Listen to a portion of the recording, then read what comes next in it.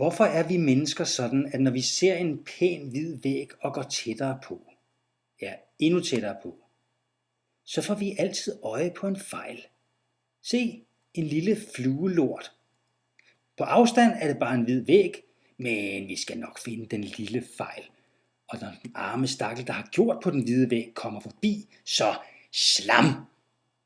Vi ved, at alle andre er sådan, og det er derfor, vi ikke selv bryder os om at være den lille flue. Det er derfor, det er så svært at modtage kritik. Kritik bliver altid opfattet som et angreb. Det er jo lidt ærgerligt, for de fleste, der giver kritik, gør det jo ikke for at angribe, men for at hjælpe. Man kan lære at blive bedre til at modtage kritik. Jeg vil fortælle om 4 arketypiske måder, man kan modtage kritik på. Jeg tegner lige en streg. Det er snot- og tåregrænsen.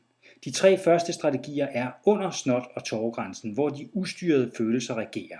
Den sidste er over linjen. Først krigerstrategien. Det er en aggressiv reaktion. Først afviser du, det passer overhovedet ikke. Så forsvarer du dig. Men jeg er jo omgivet af amatører, hvad vil du have? Og så endelig, så kan du gå til modangreb. Jamen altså, hvis du havde været dygtig nok, så havde du bare sagt til mig. Strategien giver umiddelbart luft, og du slipper nok også for at få mere kritik et stykke tid fremover. Men udbyttet er magert. Det modsatte er heller ikke så smart. Det er offerstrategien. Her vender du kritikken indad og indrømmer alle fejl med en lille pivestemme. Også dem, du ikke har ansvaret for. Det hele er min skyld. Bliv såret. Græd lidt. Find martyren frem i dig selv og sig undskyld og træk dig. Jeg går bare min vej, når jeg siger, at jeg er så dårlig. Den mest øretæveindbydende strategi er nok teflonstrategien. Alt praller af. Når du hører, at der er kritik under opsejling, afbryder du. Hvis du ikke direkte kan afspore samtalen, kan du altid afbryde ved at lade, som om du allerede ved, hvad kritikeren vil sige. Du kan også bare smile arrogant eller dumt, mens du medfølgende siger ja og. Eller endnu værre, giv kritikeren ret i sin kritik, men uden nogensinde at lade kritikken påvirke dine fremtidige handlinger. Det er ren overlevelse. Ingen af de 3 strategier går ud på at se den gode hensigt. Det gør derimod overskudsstrategien.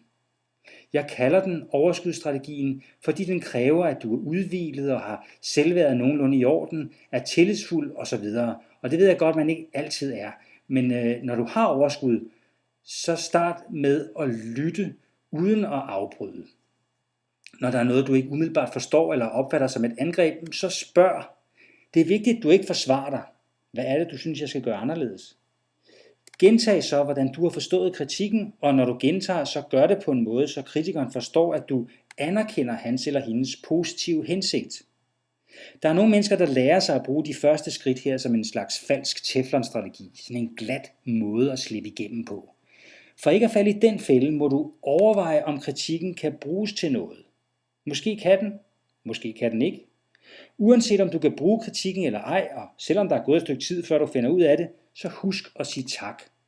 Det kan godt virke lidt naturstridigt, det indrømmer jeg, men det er altså sådan, du får mere ud af andres kritik. Læs mere om, hvordan man giver god feedback på vores hjemmeside lskommunikation.dk og i bogen Førstehjælp til feedback.